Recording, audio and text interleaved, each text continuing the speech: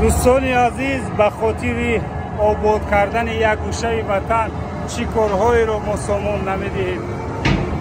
ببینید در کاوش همین تکنیک‌های راهسازی حرکت کردن بود یک کیفیت دیگری داره.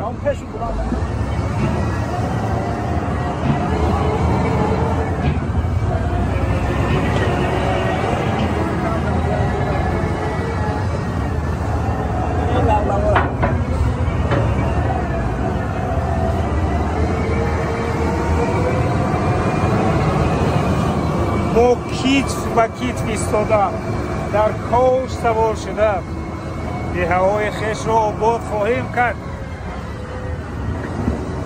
شما همون پیسه‌های رنگ و رنگ خویش را با نال‌های زیاد ارسال کردن گیریم. ما در اینجا در عقیقگاه همه کارا به طور شما سامان میدهیم.